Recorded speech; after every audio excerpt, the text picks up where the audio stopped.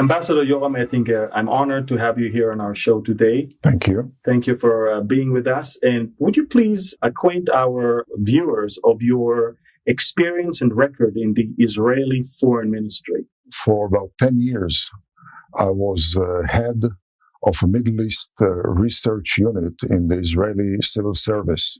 And that acquainted me with the unpredictabilities and the instability and in a way with the frustrating nature of the Middle East and the difference between the Middle East state of mind and Western state of mind. I was then posted to Houston, Texas, and I became the Consul General for Israel to the southwestern states. And that was a very rewarding experience, which introduced me to small town America and flyover America, an area with abundance of appreciation of the Judeo-Christian foundations of the U.S. and Israel, and also an area which is largely unknown to Israeli movers and shakers. Then I was posted to the embassy in Washington with the rank of an ambassador. I was in charge of our relations with the U.S. Congress, which acquainted me with the House of Representatives and with the Senate, but mostly with the power of the individual constituent. When you walk in the corridors of Congress, you can hear what I call the battle cry of the American voter. We shall remember in November.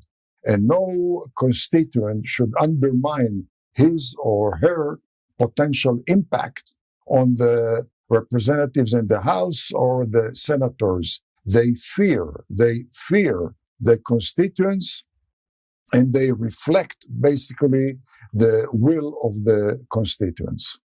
Ambassador Ettinger, 2020 marks 400 years of the relationship between Israel, or the Judeo, I would say, culture and religion with the American culture. And it seems to me that a lot has changed ever since. And what do you think happened that caused so many things to change along the course of the years? Well, there's no doubt that the U.S. population has gone through very, I would say, massive and dramatic demographic changes, which have caused also ideological changes and cultural changes throughout the U.S., mostly in the big cities, less so in small town America.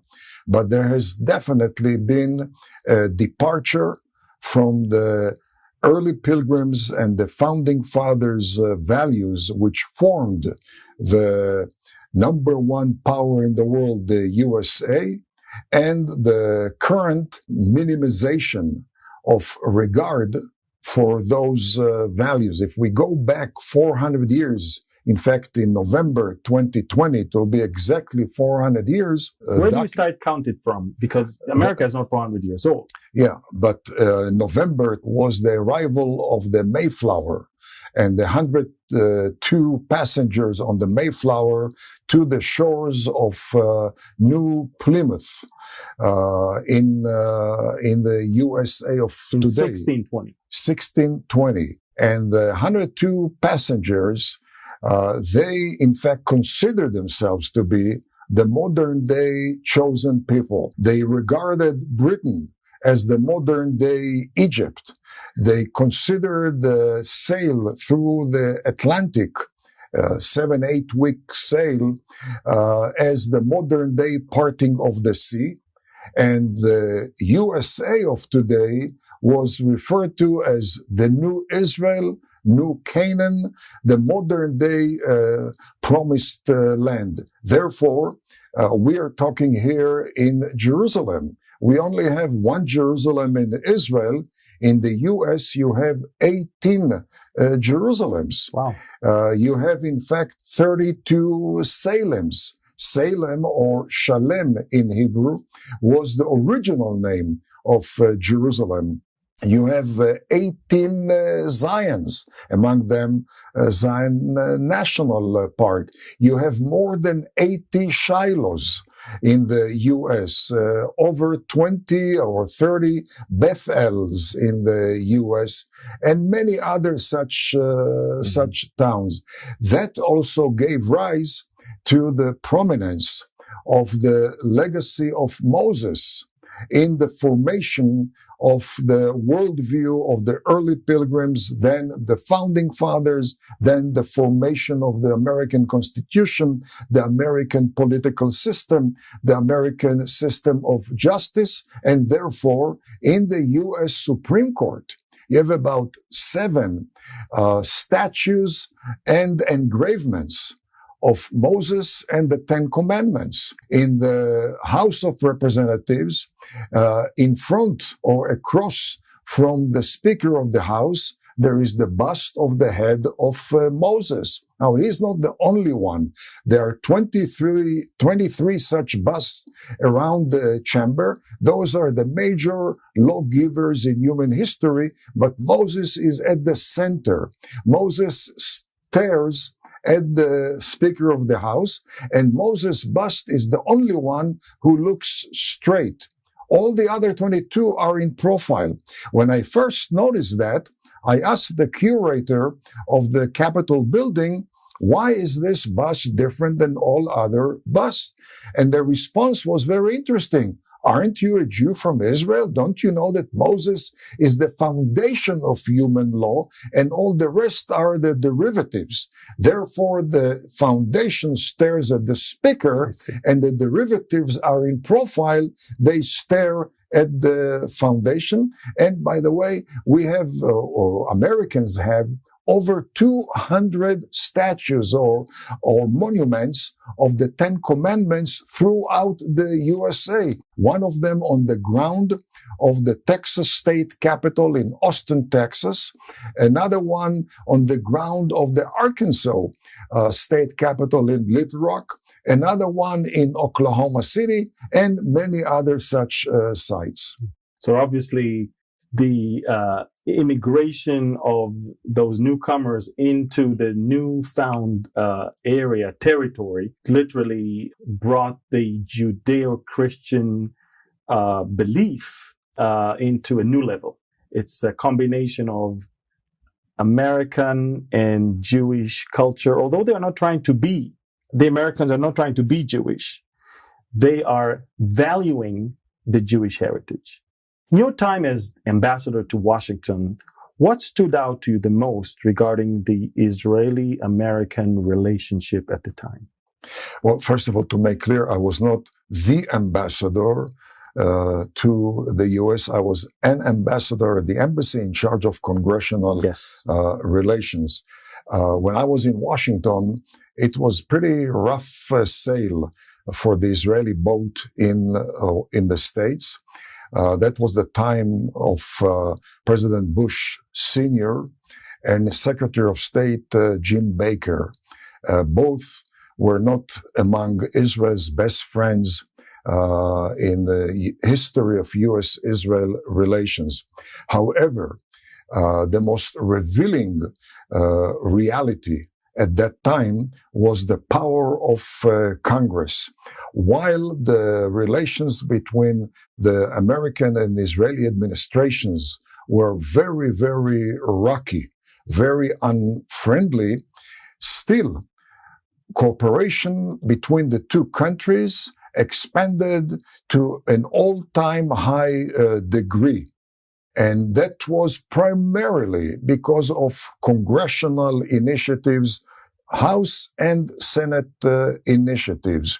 And that's when I personally learned the unique feature of the American political system, which centers around the constituent and their representatives.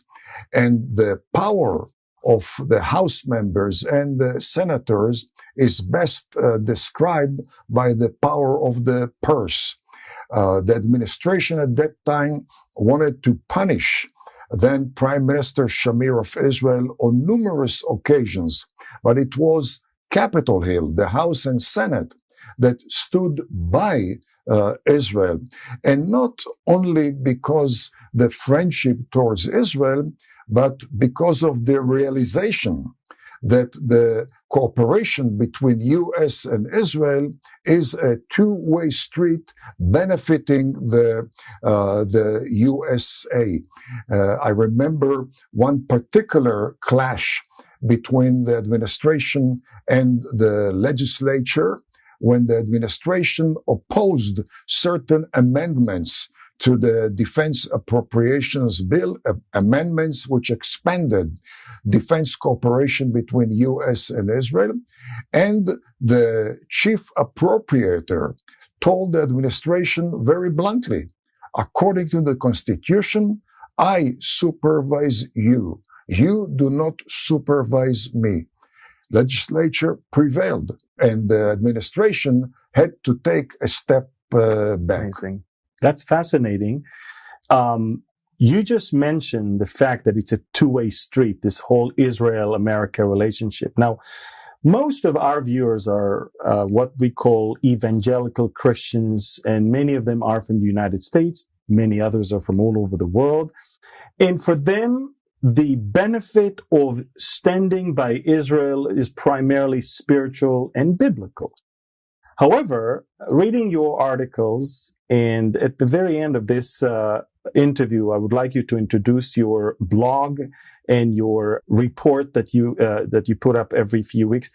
In your articles, I read something very fascinating, and that is, it's not just a spiritual blessing to America to support and help and aid Israel every year. We're talking about $3 billion, to the best of my knowledge. 3.8, close to $4 billion a year of an annual aid to Israel. How do you see America benefiting from it?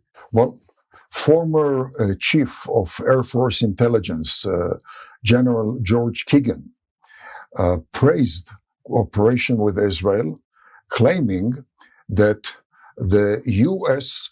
could not procure the value and the scope of intelligence derived from Israel as far as the capabilities of Russian-made military systems, as far as counter-terrorism intelligence, as far as saving American lives.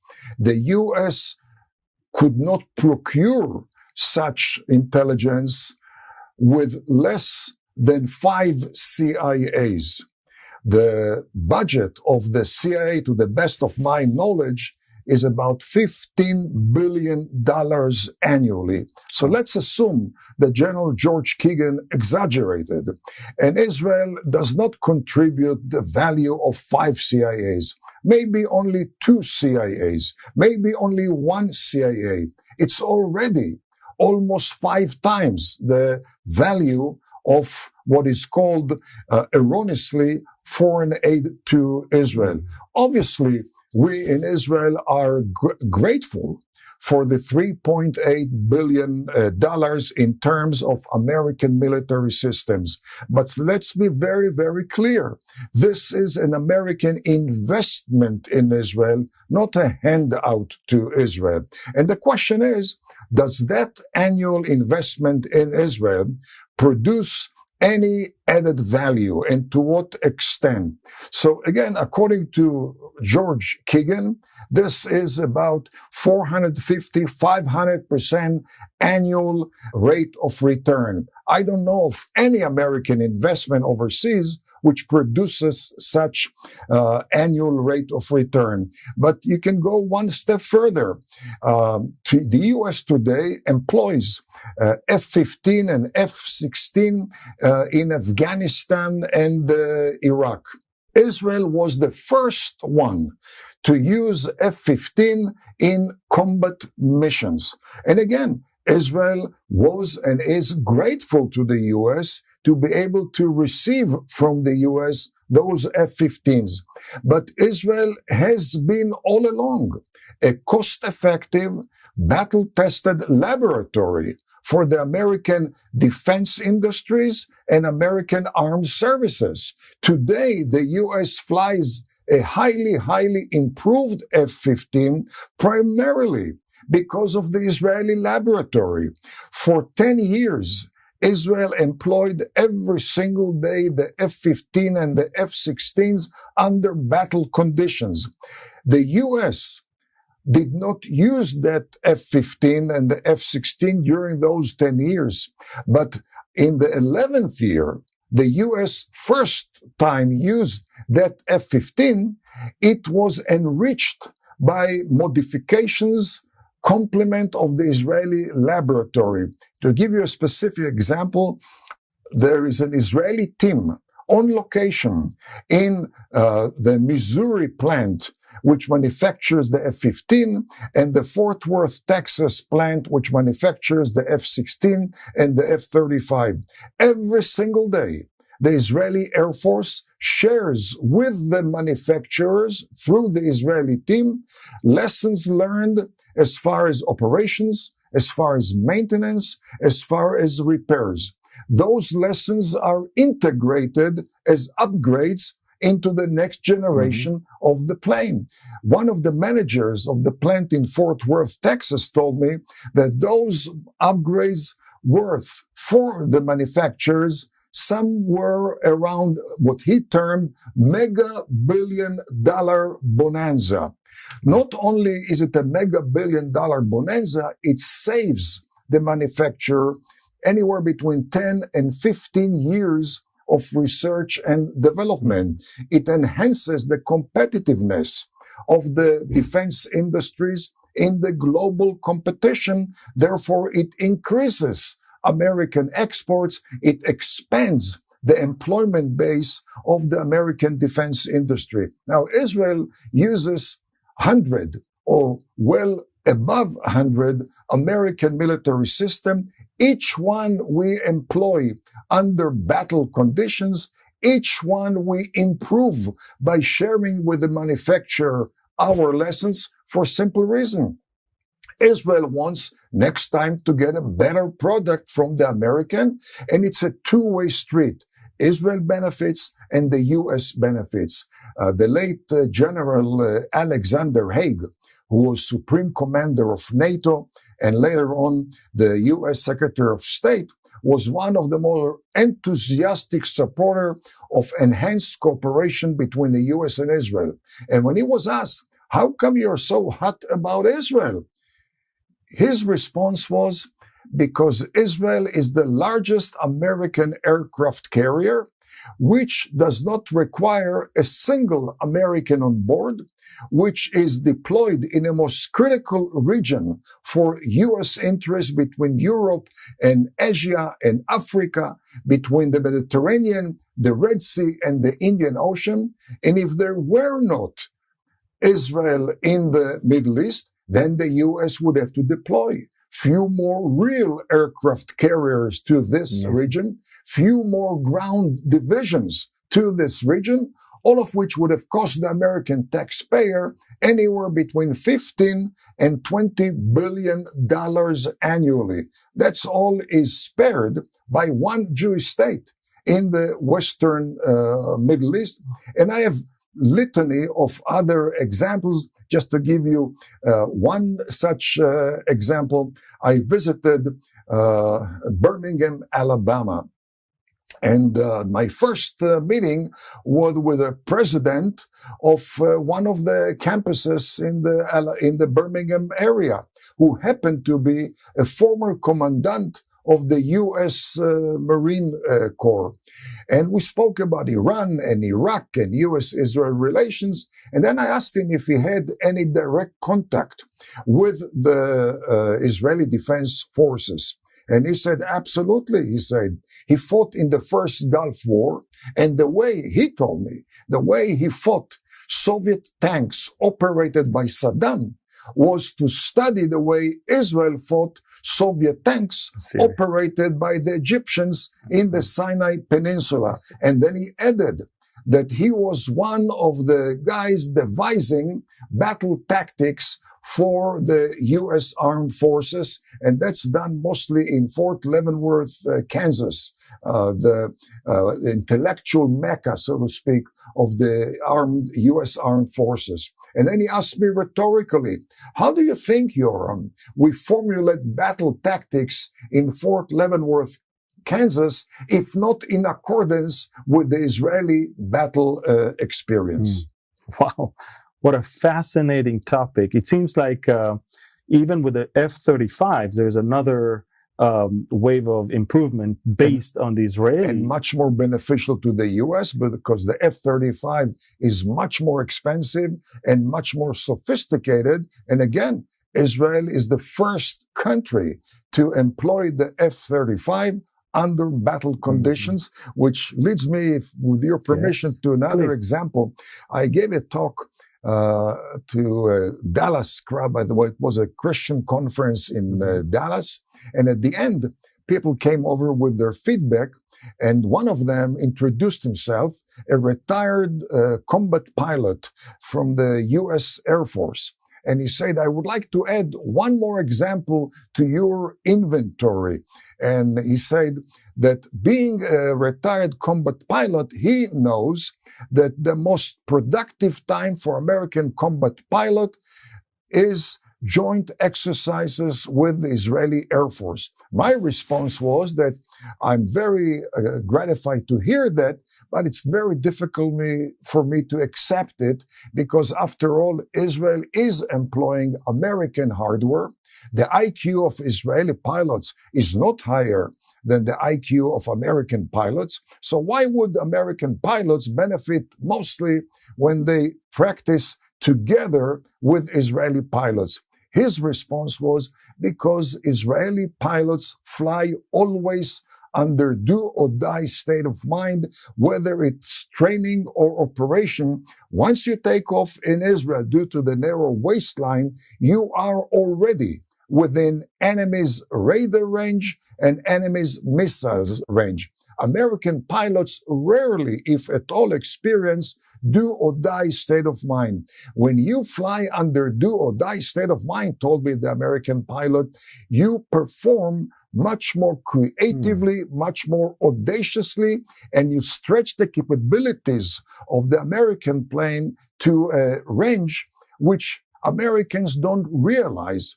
And he told me the only way for us, American pilots, to realize how excellent is the F-35 or the F-16 or the F-15 is to watch the Israelis maneuvering our plane. That's the reason it's so beneficial for the American Air Force to conduct joint exercises with the Israeli Air Force. And by the way, during the height of the COVID-19, it was the end of March, when the U.S. canceled almost all joint exercises with foreign militaries.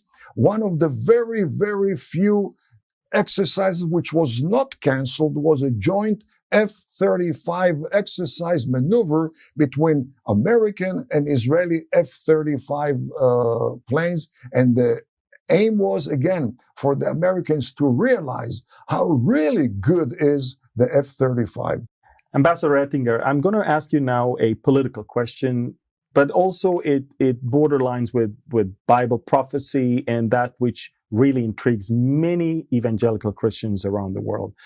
The book of the prophet Ezekiel describes something that many Israelis and Jewish people around the world are well familiar with, and that's the term Gog of the land of Magog. Now, of course, I'm not going to go into all of that, but literally the biblical account speaks of a future invasion into prosperous Israel.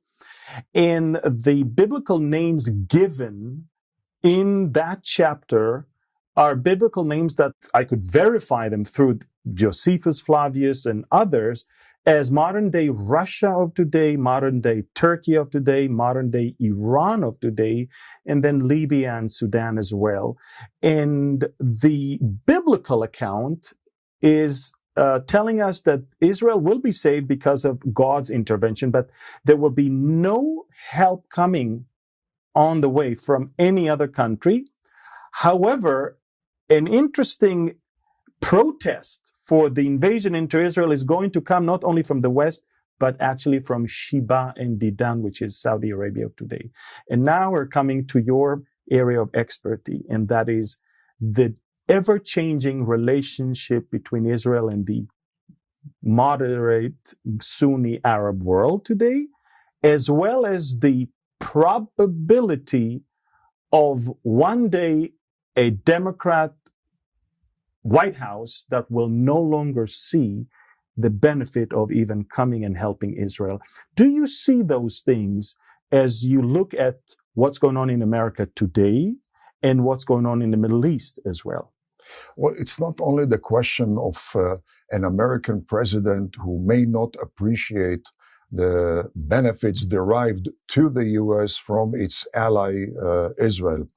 It's a question of the tenant of the White House comprehending the complexities of the Middle East, realizing, for instance, the clear and present and lethal danger to the U.S., to the free world from the Ayatollahs of Iran, potentially from Erdogan of Turkey, who wants to reestablish the great Ottoman Muslim empire stretching from Central Asia through the Middle East into Europe, into Africa, and beyond.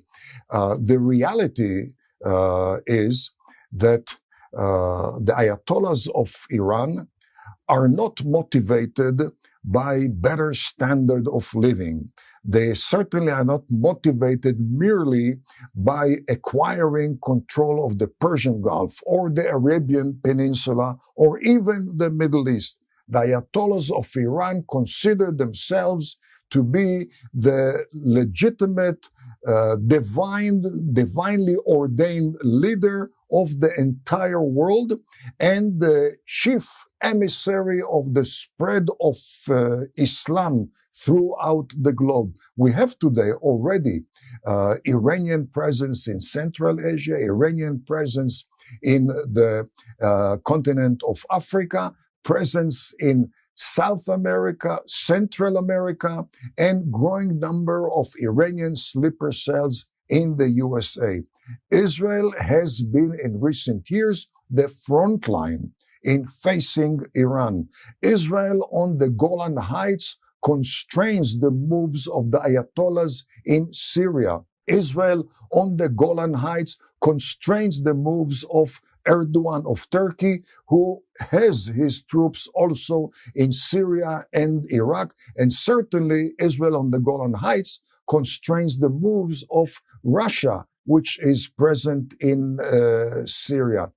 Moreover, when it comes to the pro-American Arab regimes, such as Saudi Arabia and the United Arab Emirates and Bahrain and Kuwait and Oman, certainly Jordan and Egypt, each one of them has recently expanded its ties with Israel, not because they love peace and not because they accept the so-called infidel sovereignty in what they call the abode of Islam, for a simple reason.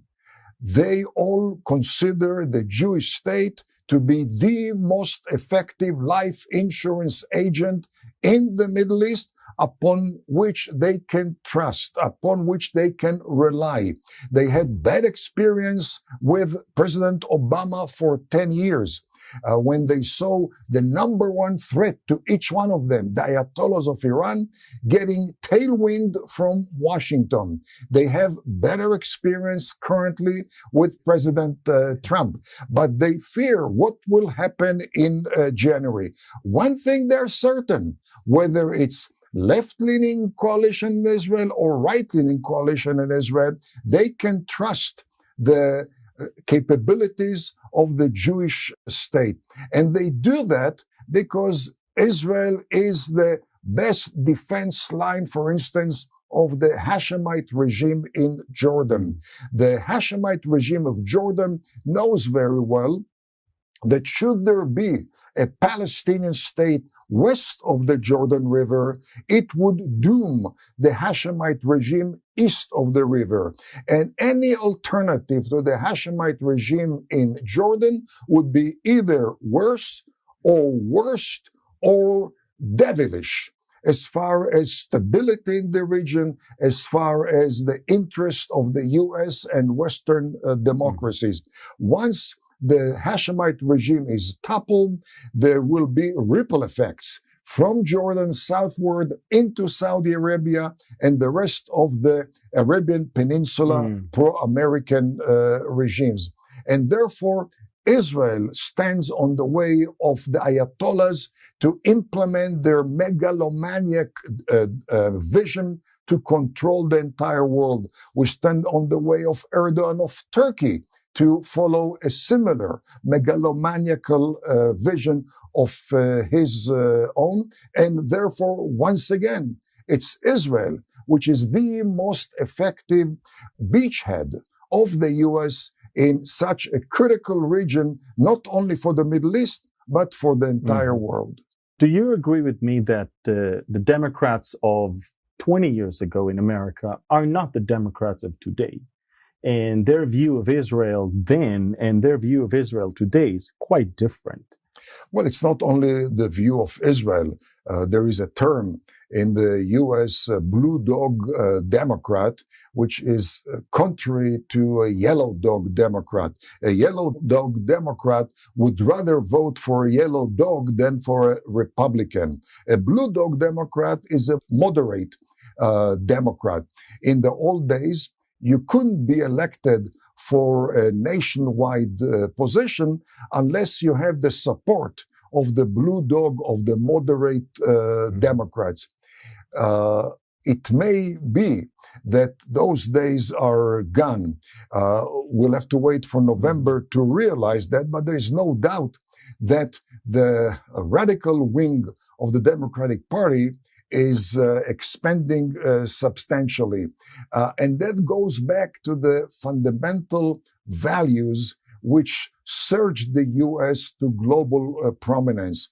The current population which votes for a Democratic Party is less connected to the values of the early pilgrims and the founding fathers. Such values as patriotism, such values as in God we trust, faith, such values as the values driven by the Ten Commandments, by the Bible as a whole, the Old Testament and the New Testament. Increasingly, we see people detached from those values. Detachment from those values departs one from the legacy again of the early pilgrims and the founding fathers. The very wise founding fathers clarified that while there should be a separation between state and church, there must not be separation between religion and society. They understood that to separate society from religion denies society of very, very positive core values which determine personal and communal and national relationship, a coalescing type of precepts of society. Today, sadly, we see decline of those values. You can see it, by the way, and you know probably better than I do, attendance of Americans in churches. It's about 30% attendance during Sunday services, which is still dramatically higher than Europe, but it's declining. Less and less young Americans attend church. We see today on the streets in big cities in America, defacing core monuments, defacing American history, disregard for American history. You disregard your past, you basically forsake your future, because the only responsible way to confront the future, to advance in the future, is by relying on, by studying your past. And the American past and core element has been Judeo-Christian values.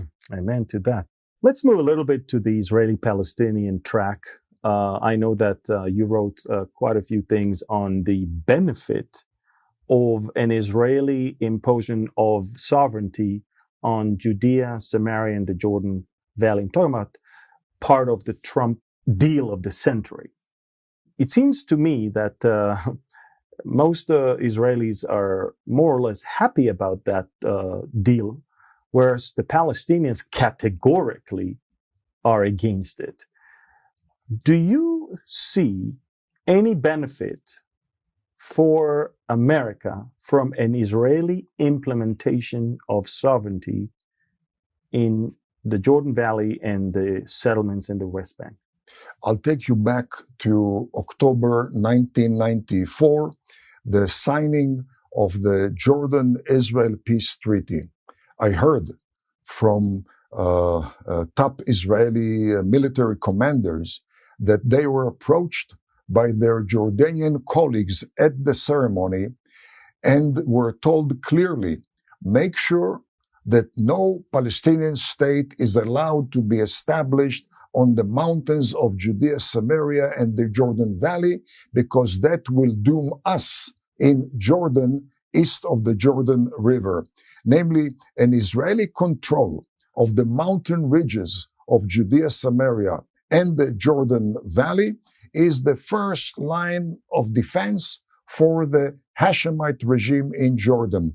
Obviously, it's critical for Israel's survival as well, because if you deny Israel control of the mountains of Judea, Samaria, you revert Israel back to the narrow sliver between the mountains of Judea, Samaria, and the Mediterranean. Mm-hmm. That's an 8 to 15 mile sliver in the raging, unpredictable, intolerant, violent, tenuous, frustrating Middle East. Those are suicidal lines. However, controlling the mountain ridges of Judea, Samaria renders the U.S. major benefits. The mountain ridges of Judea, Samaria, and the Golan Heights are two paramount national security, topographic, geographic elements in the Middle East. Back in 1970, when pro-Soviet Syria invaded pro-U.S. Jordan, U.S. was bogged down in Cambodia, Vietnam, Laos, could not stretch a hand and help their ally, Jordan. The American president then, Nixon, called Israeli Prime Minister Golda Meir, laid out the reality, and within 48 hours, Israel deployed its forces to the trilateral border of Israel, Syria, and Jordan, which is the Golan Heights. Within 24 hours, the Syrian forces retreated back to Syria without exchanging a single bullet with the Israeli Defense Forces. It was the posture of deterrence of Israel on the Golan Heights, on the mountains of Judea, Samaria, which did the job. You take away Israel from those two highly important topographic, geographic, Golan Heights and Judea and Samaria mountains, and you expose every single pro-American Arab regime to the wrath of the Ayatollahs, to the wrath of ISIS, to the wrath of the Muslim Brotherhood, and you are ahead towards causing an avalanche of anti-American evolution in the Middle East. Israel, on top of those mountains, serves America's interests, serves the interest of Americans, allies in the Arab world, and obviously serves the interest of Israel. But maybe most importantly, the mountain ridges of Judea and Samaria are in fact the cradle of Jewish history, the cradle of Judaism, the cradle of Jewish culture, the cradle of Jewish history. And how can any people forsake or retreat from the cradle of its history and still expect to survive in the future? Ambassador Oettinger, one of the most frustrating things to me as an Israeli, and I consider myself as a conservative Israeli. I don't like to use the terms right or left. I think there are the conservatives, and I think that there are those that call themselves progressives. And once they, by the way, they call themselves progressives, they almost claim that we are left behind, that we are somehow thinking old-fashioned way. But you know what? I'm not offended by that claim that I think the old-fashioned way, because unfortunately, I can say many of the new things that are being offered on the table are disastrous. Now, let's try and unlock something that I've been sensing and watching and witnessing from a very young age. I've read the book written by President Harry Truman. It's his memoirs. And the chapter that he gave to the birth of the State of Israel was fascinating to me because I saw almost the same tricks that I see today of intimidation, of painting things in the worst way in order to stop America from taking bold steps when it comes to supporting Israel's existence and Israel's sovereignty here. I'm not even talking about Judea, Samaria, or the Golan Heights. I'm talking about Israel as a nation. You and I know that if it wasn't for President Truman's determination, if it was all up to the State Department of that time with George Marshall as the Secretary of State, the U.S. wouldn't or would not have voted yay for a Jewish state. They did not want that. More than 70 years later, we all witnessed when it comes to President Trump move of the embassy to Jerusalem. Now, this intimidation is not only coming from the liberal State Department, but it also comes, unfortunately, from the Israeli establishment. We see the same thing going on with Israeli Foreign Service and Israeli generals that I think were brainwashed in somewhere in America in their studies. And how do you, as someone who served obviously you served in the Israeli military, but you also served in the Israeli Foreign Service, how do you settle all that we know about this region and all that we know about the people we're dealing with, our neighbors and all of that, with this mindset that still land will give us peace, and still let's not make our neighbors angry. Let's not take care of our own, lest we make our neighbors angry. How do you see that? Well, this has been the reality of so-called Western conventional wisdom. And by Western, I also include Israel. And the record is very, very clear. As you suggested, in 1948, the State Department, the Pentagon, and the CIA, along with the New York Times and Washington Post, they all opposed the establishment of a Jewish state, claiming that the Jewish state was going to be pro-Soviet, anti-American. And why was that? Because the founding fathers of the Jewish state came from East Europe. It never occurred to them that coming from East Europe made them very well aware of the evil of communist system, and therefore they became right away pro-American. They also claimed that the Jewish state would not be able to sustain the coordinated Arab invasion of that newly founded state, and they were overwhelmed when we crashed all the Arab armies around us. They also claimed that supposedly there was a zero-sum game. Either you're pro-Israel or you're pro-Arab, and it never occurred to them that Arabs have many more issues which are much more important than the Israeli issue. And in fact, when you go fast forward 72 years from 1948, you find out how wrong the establishment was at that time. But it wasn't the only time they were wrong. 78, 79, it was an American president, Jimmy Carter, who stabbed the back of America's policeman in the Gulf, America's arch ally, the Shah of Iran. And it was the conventional wisdom of Jimmy Carter and the Department of State and basically the defense and the foreign policy establishment in Washington, which assumed that Ayatollah Khomeini, in exile those days in Paris, only wanted democracy and he wanted peace. And it was the despotic Shah, supposedly, who denied the Iranian people peace and democracy. And in fact, it was an American president who transformed Iran from the number one ally to the number one enemy, epicenter of international terrorism. You move fast forward to the Iran-Iraq war. Iran-Iraq war planted the misperception that the enemy of my enemy is my friend. Namely, Saddam Hussein considers Iran to be his enemy, and therefore supposedly Saddam Hussein is a friend of the US.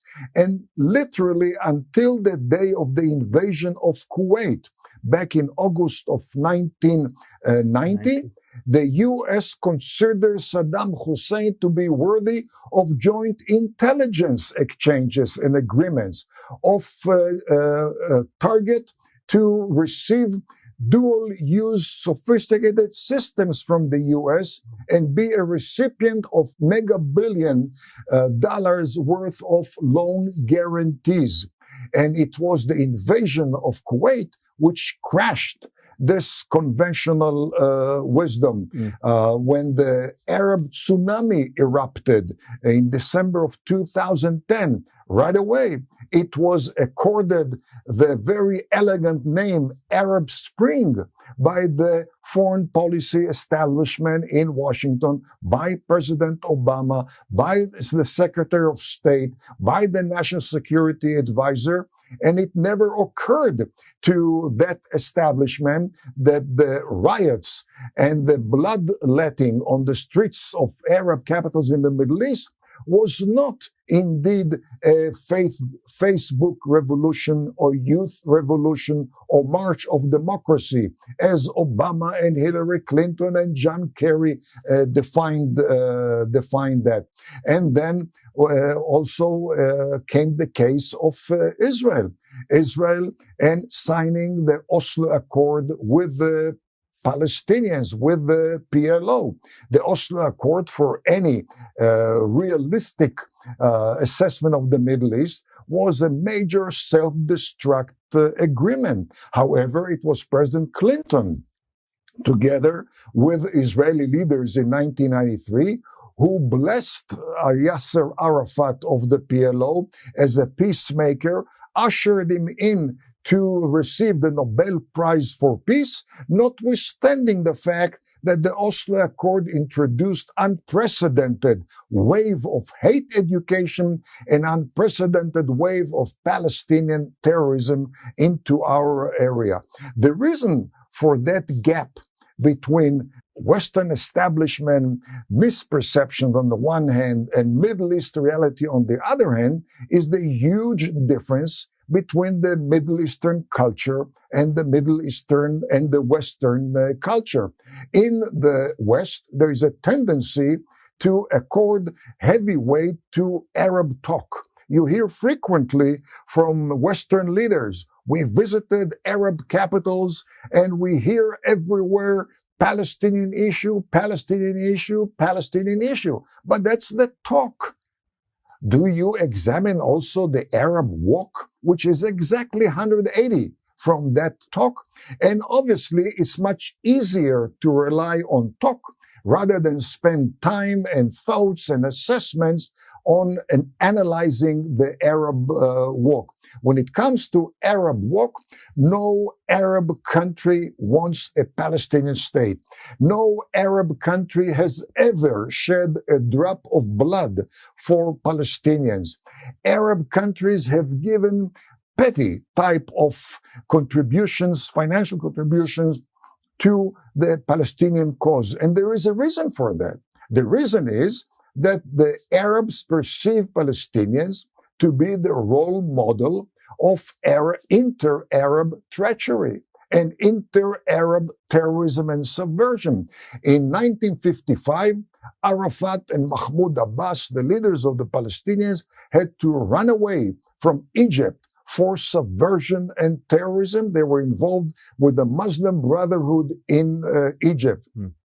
Syria opened its doors, but by 1966, the Palestinians could not control themselves, and they launched a wave of terrorism inside Syria. They had to run away from Syria to Jordan. Jordan allowed them to operate terrorism against Israel for 2 years. But by 1970, they felt strong enough to try and topple the Hashemite regime in Jordan, which yielded a civil war in Jordan, and they had to run away to Lebanon. For 5 years, 1970, 1975, they plundered southern Lebanon. They felt strong enough to challenge the central regime in Beirut, which caused a series of civil wars inside Lebanon. And then came 1990, Saddam Hussein's invasion of Kuwait.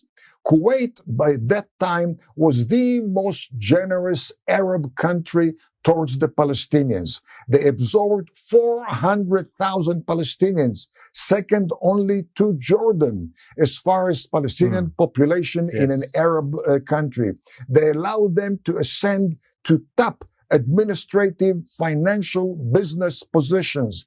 They levied 5% excise tax on any Palestinian earning and transferred it to the stashed accounts of Arafat and Mahmoud Abbas throughout the world. But it was that most generous Arab host which was stabbed in its back by the Palestinians who collaborated with Saddam's invasion of Kuwait, which was the reason for Sheikh Sabah of Kuwait, upon reasserting himself complement of American blood and American finances, the first thing he did was expelling almost all Palestinians from Kuwait. And the question which I always pose to Americans and Israelis who adhere to this universalism type of state of mind, why don't you study the Arab conduct towards Palestinians? Why do you rely so much on the Arab talk rather than examine the Arab walk? In the Middle East, there is a saying, on words one does not pay custom. Why not use it? Moreover, in the Middle East, which is conducted mostly in accordance with the fundamentals of Islam, there is even a commandment to use misleading, dissimulation type of language, taqiyya, in order to mislead and overcome the so-called infidel. That type of rhetoric does not obligate you as a Muslim. It's a tactic in the war against the infidel. And we can ask ourselves, how many times have we heard the term peace uttered by Arabs? And how many times have they violated it? Not mostly vis-a-vis Israel, but mostly in their own internal Arab wars. And I think we would benefit greatly if we would study the Arab conduct towards themselves and towards Palestinians rather than rely on Arab rhetoric as our own pillar of fire.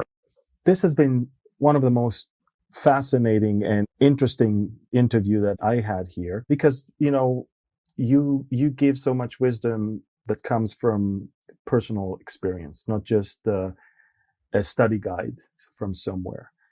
I would like to conclude this interview with your opinion on the future of the Israeli-American relationship as we approach the November elections in the United States and as we watch what is going on in the streets of some of the major cities in America today and the growing anti-Semitism that is accompanying Black Lives Matter's agenda, Antifa's agenda, the embrace of these organizations of the Palestinian a narrative on one hand, and of course, on the other hand, to see a representative such as Ilhan Omar and Rashida Tlaib that are not even hiding their anti-Israeli policies. How do you see the future of the Israeli-American relationship in light of all that I just described?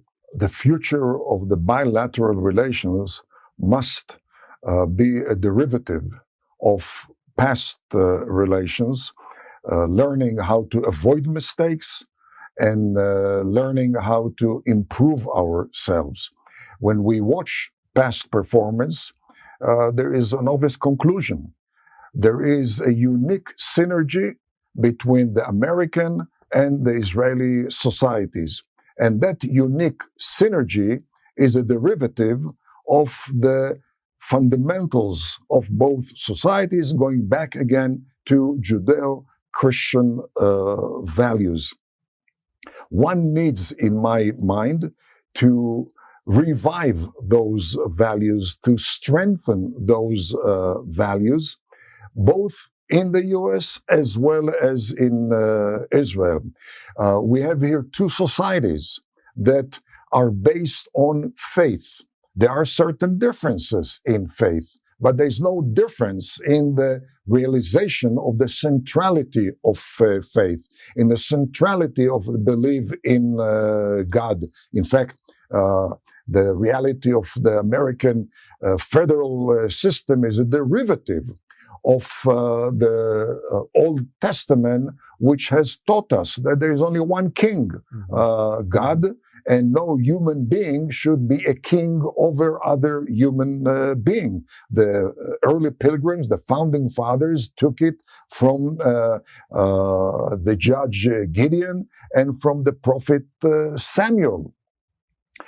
We need to make sure that the defiance of odds, which has characterized the American society and the Israeli societies, remain as such. And again, defiance of odds is a lesson which we learn from old ancient Jewish history. The 40 years in the desert was one major defiance of odds, again, guided by faith, guided by the belief in God. At the same time, we should also pay attention of Americans mostly, but also Israelis, as far as the very tangible benefits.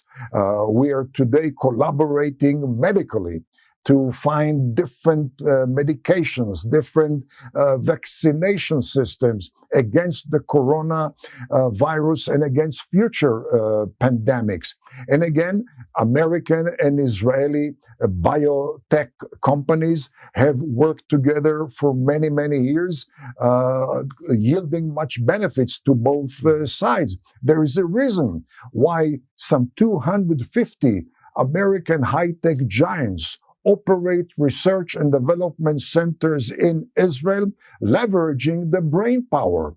And the reason has to do with the synergy between the American brain power and the Israeli brain power. And I would venture to say more than any other synergy, whether it's American British or American French or American German. The American-Israeli synergy works better commercially, works better militarily, works better because of the foundations of both societies. I would like to see Israel paying more attention to small town America. Small town America has unique political power inside America, and small town America has an abundance of pro-Israel, pro-Judeo-Christian sentiments. But again, sadly, most Israeli mover and shakers are acquainted with New York and Los Angeles and Chicago, maybe even Houston and Dallas and Atlanta and Miami, but not with small town America, not with Nakadoshi's Texas and not with Boaz or Dothan, Alabama, but that's where, in my mind, the core power of America exists, and certainly the core engine behind the special America-Israel ties. Ambassador Oettinger, if people want to stay in touch with what you write and what you say, can you tell our viewers how to follow you on social media or forums that you are writing for? Well, I publish weekly articles in English and in Hebrew.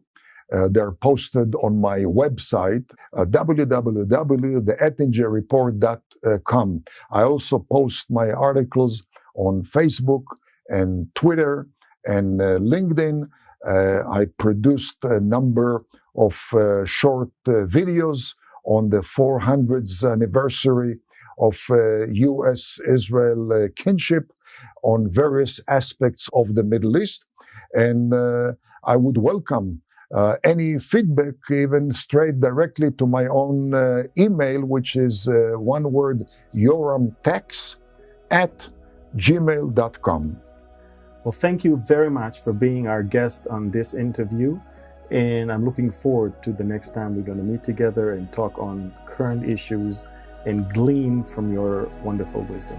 Thank you very much. Thank you very much.